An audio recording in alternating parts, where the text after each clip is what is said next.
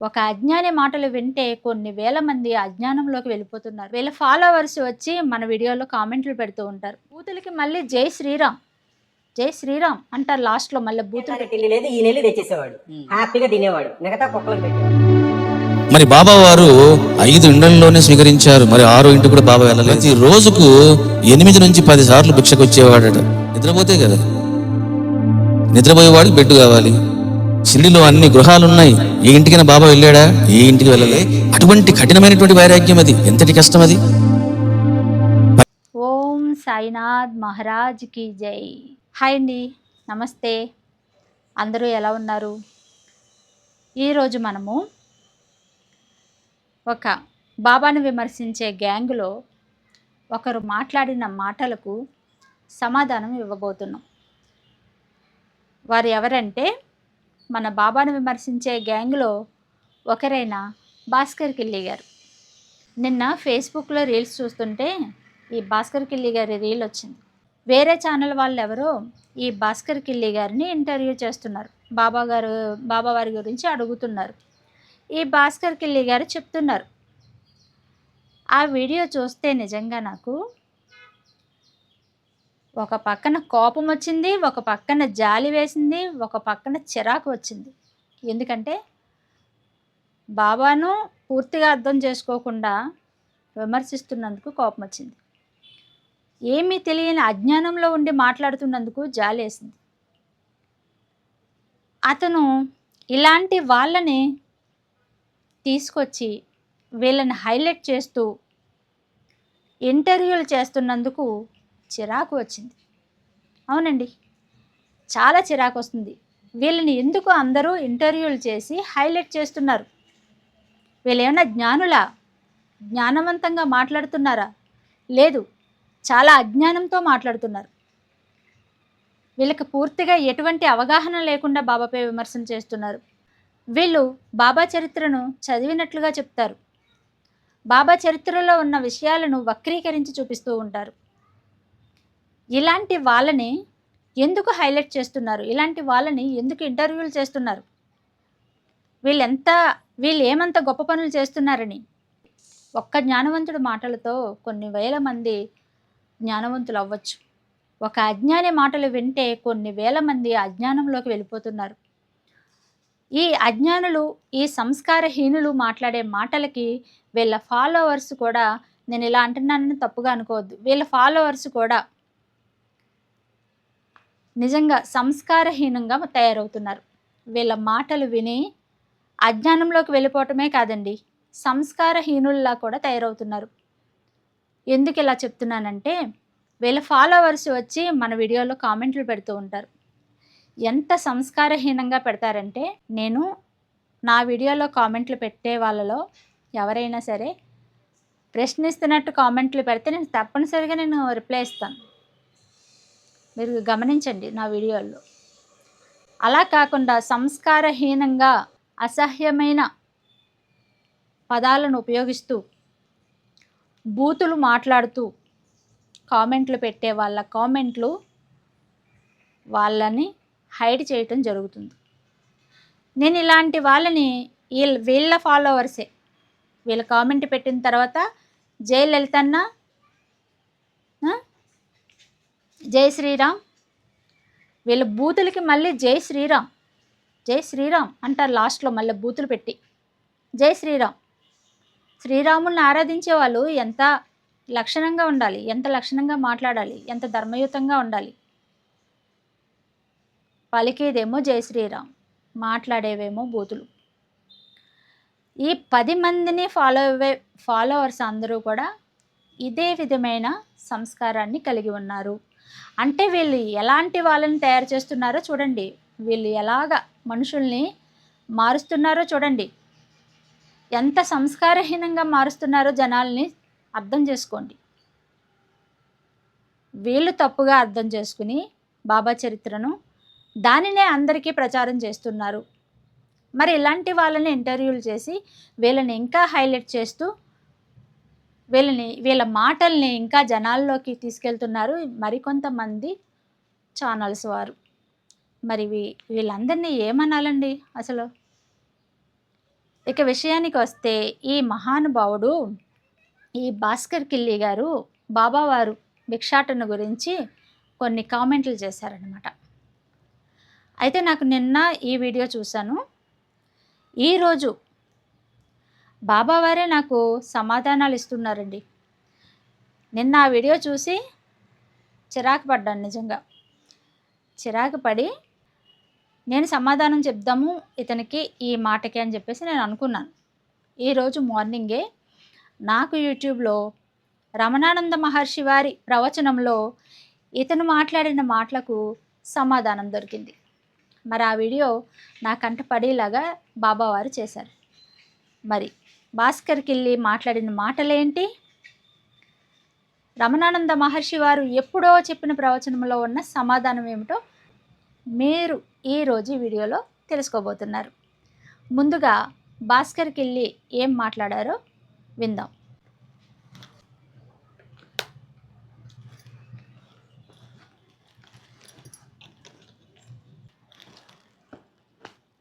బాబావారి చేసిన భిక్షాటన గురించి భాస్కర్ కిల్లి ఏం మాట్లాడుతున్నారో చూద్దాం.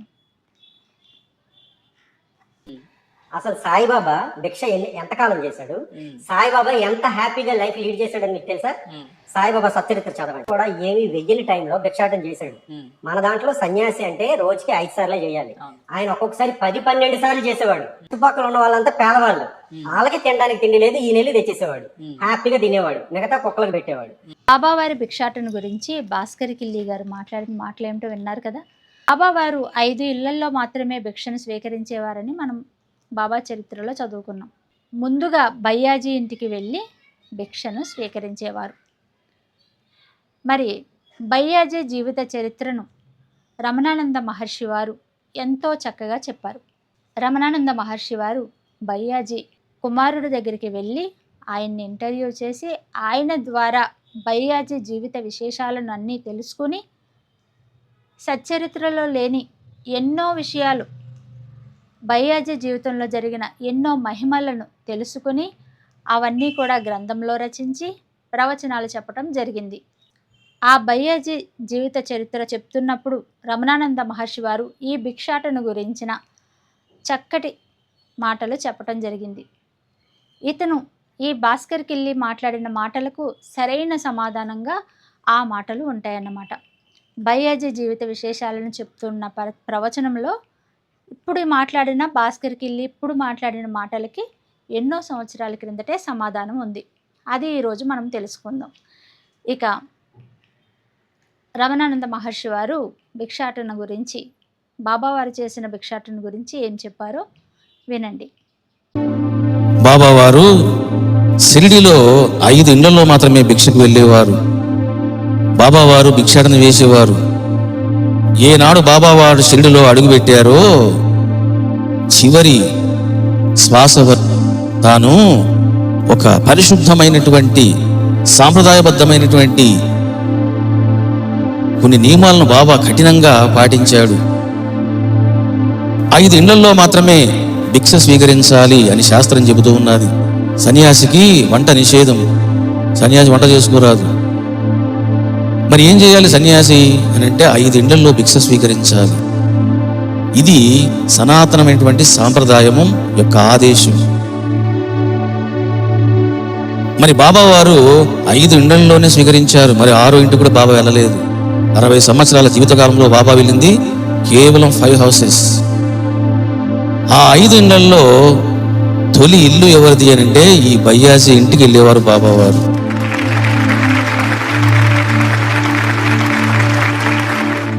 అంటే లేత వయసులోనే, అతి చిన్న వయసులోనే బాబా యొక్క దర్శనము తన గృహంలోనే లభించింది బయ్యాజీకి. పెద్దలు అంటారు దేనికైనా పెట్టి పుట్టాలి అని అంటారు. ఆ పెట్టి పుట్టడం అంటే ఎలా ఉంటుందంటే ఇలా ఉంటుంది. అంటే ఒక శిష్యుడు ఒక గురువు దగ్గరికి రావాలి అని అంటే ఎన్నెన్నో కర్మలు అడ్డుపడతాయి. అపార పుణ్యం ఉండాలి, దైవానుగ్రహం ఉండాలి. ఇక్కడ మరి ఏం జరుగుతున్నది అని అంటే సిద్ధ గురువే శిష్యుడి యొక్క గృహానికి భిక్ష కోసమే వస్తూ ఉన్నాడు. మళ్ళీ ఈ శిష్యుడు ఎలాంటి వాడు? జన్మ జన్మల్లో సంబంధం ఉన్నటువంటి వాడు. ఈ బయ్యాజీ కుమారుడిని నేను స్వయంగా ఇంటర్వ్యూ చేయడం జరిగింది. బయ్యాజీ గురించి ఎన్నో విషయాలు నేను అడిగాను. అద్భుతమైనటువంటి రహస్యాలు చెప్పడం జరిగింది బయ్యాజీ కుమారుడు. కాబట్టి నేను ఇంటర్వ్యూలో ఏం చేశానో అనేక గ్రంథాలను కూడా సమన్వయం చేసుకుని ఈ భక్తుడి యొక్క జీవితాన్ని మీకు అందిస్తూ ఉన్నాం. బాబా వారు మీ ఇంటికి భిక్షాటనకు వచ్చేవారు కదా, ఎన్నిసార్లు వచ్చేవారు అని నేను అడిగాను. బాబా వారు ఒక్క రోజుకి 1900 సంవత్సరం నుంచి 1903 వరకు, అంటే 3 సంవత్సరాలు ప్రతి రోజుకు 8 నుంచి 10 సార్లు భిక్షకు వచ్చేవాడట. 1903 నుంచి 1906 వరకు 4 సార్లు రోజుకు వచ్చేవాడట భిక్షాటనకు. 1906 నుంచి 1918 వరకు, అంటే 12 సంవత్సరాలు, సుమారుగా 12 సంవత్సరాలు రోజుకి బాబావారు 3 సార్లు వచ్చేవారట. ఇక చివరి రోజుల్లో బాబావారు ఒక్కసారి రావడం జరిగిందండి. ఎక్కడైతే బాబావారు భిక్ష ఇమ్మని అడిగేవారో చూడండి, బయ్యాజీ కుమారుడు అక్కడ ఒక స్తూపాన్ని స్థాపించాడు. శిష్యుడంటే ఎలా ఉండాలా? గురువు యొక్క స్మృతులను అవన్నీ కూడా భద్రపరుచుకోవాలా, లోకానికి అందించాల. 5 మంది ఇళ్లలో బాబావారు భిక్ష స్వీకరించారు. ఎవ్వరు చేయనటువంటి పని ఈ యొక్క బయ్యాజీ కుమారుడు చేయడం జరిగింది. ఎక్కడైతే బాబా నిలబడి నాకు భిక్ష ఇవ్వు అని అడిగేవారో ఆ చోట ఒక చక్కని స్తూపాన్ని నిర్మించాడు ఈ యొక్క గోపీనాథ్ కోతి. కాబట్టి ఈ రకంగా ఈ విషయాలన్నీ అతను చెప్పడం జరిగింది. మరి ఎందుకు బాబావారు ఇన్నిసార్లు భిక్షకు వెళ్తున్నారు? ఆకలి ఎక్కువేస్తుందా? ఎందుకు అని అంటే బాబాకు ఆకలి దప్పకలు లేవు. గుడాకేశ అని అంటే నిద్రను, ఆకలిని, దప్పికను జయించినటువంటి మహాసిద్ధ పురుషుడు బాబా. అంటే ఒక దేహం ఉంది కాబట్టి ఆ దేహం నిలబడాలి కాబట్టి భక్తుల ప్రసాదాలు తీసుకోవాలి కాబట్టి ఆయన తింటున్నాడు. కానీ ఆయనకు ఆకలి ఎక్కడుంది? నిద్ర ఎక్కడ ఉంది? అసలు బాబా ఏనాడా నిద్రపోయినాడా? ఎందుకు బాబా ద్వారకామాయిలో బెడ్ వేసుకోలేదు? ఎందుకు కనీసం మంచం కూడా తాను వేసుకోలేదు అని అంటే నిద్రపోతే కదా. నిద్రపోయేవాడికి బెడ్ కావాలి. నేను ఇలాగే కూర్చుంటాను రాత్రి అంతా, నాకు బెడ్ ఎందుకు? ఇది జాలనా? నిద్రపోయేవాడికి బెడ్ కావాలి, మంచం కావాలి. కాబట్టి బాబా అటువంటి వైరాగ్య పురుషుడు. మరి ఎందుకు బాబావారు అన్నిసార్లు భిక్షకు వెళ్తున్నారు? వాట్ ఈస్ ద రీజన్ అని అంటే బాబా యొక్క చేష్టలు నిగూఢంగా ఉంటాయి, అంతుబట్టని విధంగా ఉంటాయి. బాబా ఏదైనా చేశాడంటే దాంట్లో ఏదో మార్మికం ఉంటుంది, మర్మం ఉంటుంది. అన్నిసార్లు తాను భిక్ష స్వీకరించడం వలన నెంబర్ 1 ఆ భక్తుడి యొక్క పాపాలను తొలగించడం జరుగుతుంది. నెంబర్ 2 అపారమైనటువంటి పుణ్యాన్ని ఇవ్వడం జరుగుతుంది. ఇక 3వది అనర్థాలను తొలగించడం జరుగుతుంది. ఏదైనా ఒక అనర్థం వస్తుంది అనుకోండి, ఆ అనర్థాన్ని తొలగించాలంటే గురువు ఏదో ఒకటి చేయాలి, ఇంటికి వెళ్ళాలి, భోజనం చేయాలి, లేదా వాళ్ళు ఏదో అనుభవించాలి. అంతేకాకుండా బాబా వారు ఒక్కొక్క భక్తుడి యొక్క ప్రేమ మనస్సు ఎలా ఉంటుంది అని కూడా స్కాన్ చేసేవాడట. నేను మొదటిసారి వెళ్ళాను, బయ్యాజీ తండ్రి నాకు ఎలా భిక్ష వేశాడు. 2వ వెళ్ళాను, వాడు ఎలా వేశాడు. 3వ వెళ్ళాను, ఎలా వేశాడు. వీడు ఎన్నిసార్లు నేను వెళ్తే చిరాకు పడతాడు అనే టెస్టింగ్లు కూడా పెట్టేవాడు బాబావారు. కాబట్టి ఎందుకు అన్నిసార్లు వెళ్ళేవారు భిక్షకు అని అంటే అది పుణ్యం ఇవ్వడం కావచ్చు, పాపాన్ని తొలగించడం కావచ్చు, టెస్టింగ్లు కూడా చేయొచ్చు. ఎందుకంటే సిద్ధ గురువులు రకరకాలుగా టెస్టింగ్లు చేస్తుంటారు. ఒకరిని అనుగ్రహించాలి అనుకున్నప్పుడు డిఫరెంట్ యాంగిల్స్లో వెళ్తారు, వారి మనసును స్కాన్ చేస్తారు. ఏమిటి వాడి ప్రేమ, ఏమిటి వాడి శ్రద్ధ, ఏమిటి వాడి త్యాగం. ఇలా స్కాన్ చేసినప్పుడు పర్ఫెక్ట్గా ఉన్నాడు అనుకున్నప్పుడు ఇక అనుగ్రహాన్ని గుమ్మరిస్తారు. ఇది సిద్ధగురు సాంప్రదాయం. కాబట్టి ఈ రకంగా భిక్షాటన చేసేవారు బాబావారు. చూడండి, బాబా ఎంతటి వైరాగ్య పురుషుడంటే ఏనాడు కూడా బాబా గుమ్మము దాటి భోజనం చేయలే. షిరిడిలో అన్ని గృహాలున్నాయి, ఏ ఇంటికైనా బాబా వెళ్ళాడా? ఏ ఇంటికి వెళ్ళలే. తాను గుమ్మం బయట నిలబడి భిక్ష స్వీకరించేవాడు. బైజాబాయ్ ఎన్నోసార్లు తాను రాధాయపడిన రండి బాబా అన్నా కూడా ఏనాడు తాను బైజాబాయ్ గృహములో కూడా కాలు పెట్టలేదు. బైజాబాయిని అక్క అని పిలుస్తున్నాడు, అనుబంధాన్ని పెంచుకున్నాడు. మళ్ళీ వెళ్ళాడా లోపలికి, గుమ్మము దాటలే. చూసారా, నిజమైన సన్యాసులు, నిజమైనటువంటి సిద్ధ పురుషులు, నిజమైనటువంటి వైరాగ్య పురుషులు ఎలా ఉంటారు అంటే సాయిలాగా ఉంటారు అని చెప్పొచ్చు. అంటే అటువంటి కఠినమైనటువంటి వైరాగ్యం అది. ఎంతటి కష్టం అది. పంచభక్ష పరమాన్నాలు బాబా ముందు తాండవం చేసేవి. వాటిని వదిలిపెట్టేసి భిక్షాటంతో పనే ఉంది ఆయనకు. కాబట్టి ఈ రకంగా బాబా వారు ఏ విధంగా భిక్షను స్వీకరించేవారో, ఎంతటి వైరాగ్య పురుషుడో మనం అర్థం చేసుకున్నాం. విన్నారు కదండి. మరి బాబావారు భిక్షాటనకు అన్నిసార్లు ఎందుకు వెళ్ళారు అనే విషయాలు చాలా చక్కగా రమణానంద మహర్షి వారు చెప్పారు కదండి.